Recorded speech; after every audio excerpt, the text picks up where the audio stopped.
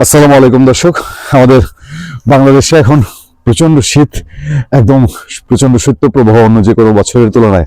আর আমাদের গ্রামে তো আরো সাংঘাতিক শীত। আমি অবস্থান করছি কিশোরগঞ্জের অষ্টগ্রাম উপজেলায় একজন সেখানকার 2 নম্বর কাস্তল ইউনিয়নের একজন কিংবদন্তি চেয়ারম্যানের বাড়ির সামনে। সে গল্প আমি আরেকদিন আপনাদেরকে বলবো।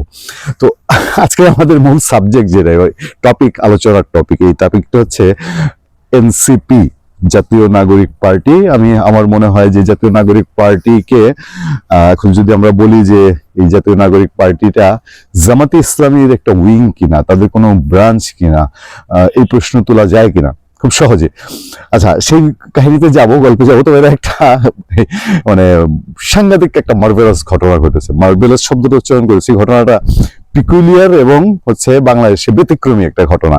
এবং এটা এই এনসিপি, জামাত ইসলামীর অন্যান্য উইং থাকে না, ধরেন ওদের ছাত্র শিবির বা ছাত্রী সেনা, এই টাইপের ওই জুলাই ব্রিগেডের যে উইংটা, সেই উইংটা এই এনসিপি পার্টি, এদের মধ্যে নারী ঘটিত একটা ভয়ঙ্কর রকম ঘটনা ঘটছে। কিন্তু আমরা নারী ঘটিত ঘটনা বললে যেরকম অনেকের চোখ কান খুব বড় বড় হয়ে যায়, খারাপ হয়ে যায়, সেই টাইপের ঘটনা না।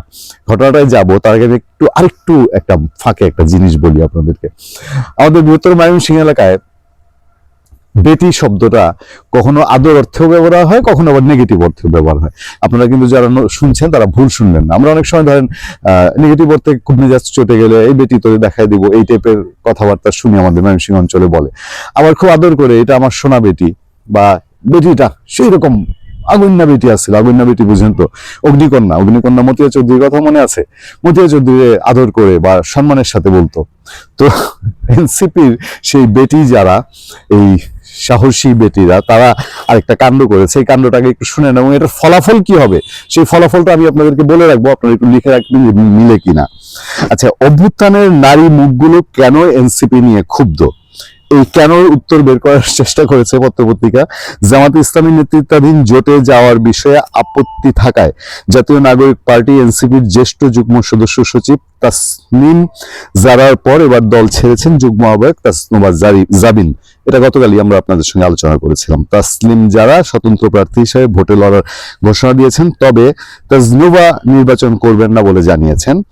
আবার দল ছাড়ার ঘোষণা না দিলেও নির্বাচন থেকে সরে দাঁড়িয়েছেন যুগ্ম আহ্বায়ক মনিরা শারমিন। এছাড়া নির্বাচনকালে দলীয় কার্যক্রমে নিষ্ক্রিয় থাকার ঘোষণা দিয়েছেন আরেক যুগ্ম আহ্বায়ক নুসরাত তাবাসসুম। আর জামাতের সঙ্গে আসন সমঝোতার সিদ্ধান্তকে আত্মঘাতী বলে মন্তব্য করেছেন দলটির জ্যেষ্ঠ যুগ্ম আহ্বায়ক সামান্তা শারমিন। এই তরুণ নারীরা জুলাই গণ অভ্যুত্থান থেকে উঠে আসা মুখ। জামাত নিয়ে তাদের এই অবস্থান জুলাইয়ের তরুণদের নেতৃত্বে করা নতুন দল এনসিপির জন্য বড় ধাক্কা। আগামী ফেব্রুয়ারি ভোট দলটির জন্য প্রথম জাতীয় নির্বাচন। মানে জুলাই আন্দোলনের পরবর্তীতে যেই নারী নেতৃত্ব এনসিপির, যাদেরকে আপনারা নাম শুনতেন, তাদের প্রত্যেকেরই কিন্তু টপ শ্রেণী। এর আগে তো ঝরে পড়েছেন আরো কয়েকজন, খুব নাম ডাক হলো না, ওই যে এনসিপির আরেক বেটা নেতা তুষার, তুষারের ঘটনায় যে সরে গেলেন দল থেকে একজন, মডেল ছিলেন বোধহয়। তারপরে এনসিপি সূত্র জানায়, গত বৃহস্পতিবার দলের আহ্বায়ক নাহিদ ইসলামের বাসায় বৈঠকে অংশ নেন 6 নেত্রী। তারা হলেন জ্যেষ্ঠ যুগ্ম আহ্বায়ক সামান্তা শারমিন, যুগ্ম আহ্বায়ক মনিরা শারমিন, নুসরাত তাবাসসুম, তাজনুবা জাবিন, জ্যেষ্ঠ যুগ্ম সদস্য সচিব তাসনিম জারা ও নাহিদ সারোয়ার নিভা। বৈঠকে তারা প্রায় চূড়ান্ত হওয়া জামাত এনসিপি আসন সমঝোতা নিয়ে আপত্তি জানান। সেই বৈঠক সূত্রে খবরে বলা হচ্ছে, এনসিপি শীর্ষ কয়েকজন নেত্রী জামাতের সঙ্গে জোট বিষয়ে সরাসরি বিরোধিতা করেন। বৈঠকে তারা জামাতের সঙ্গে জোট হলে একযোগে পদত্যাগের হুমকি দেন। তারা বিএনপির সঙ্গে জোট করা অথবা এককভাবে নির্বাচনের জন্য চাপ দেন। শনিবার জামাতের সঙ্গে জোটে আপত্তি জানিয়ে নাহিদ ইসলাম চিঠি দেন এনসিপির 30 নেতা। এর মধ্যে কয়েকজন নারীও রয়েছেন চিঠিতে।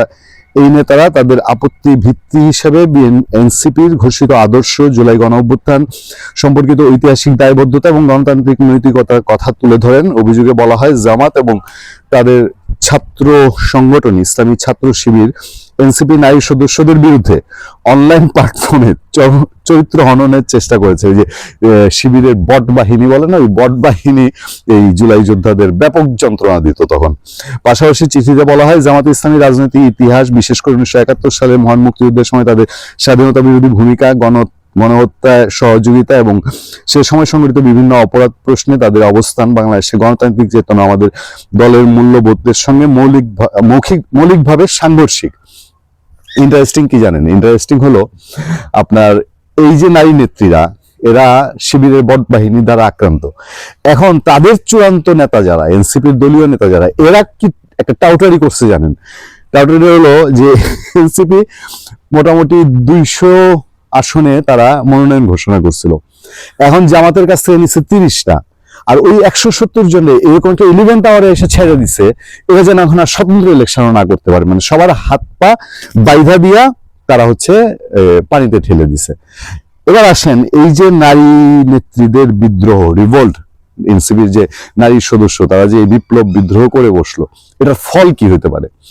ফাঁকে আরেকটা ছোট কথা বলি। আমার এক ছোট ভাই গতকাল বললো যে ভাই, উনি নাটোরের একটা আসনের ভোটার, খুব আশান্বিত ছিল এনসিপি নিয়ে, এনসিপি কে ভোট দিবে, এই জন্য নির্বাচনের সময় ছুটি নিয়ে বাড়ি যাবে, কিন্তু এই জামাতের সঙ্গে যাওয়ার পরে বলছে যে বিএনপিরও তো যেহেতু দিব না, হ্যাঁ, আর আওয়ামী লীগ তো গেছে, আওয়ামী লীগের দেওয়ার প্রশ্ন ওঠে না, এনসিপিরও ভোট দিব না, যেহেতু জামাতের সঙ্গে গেছে।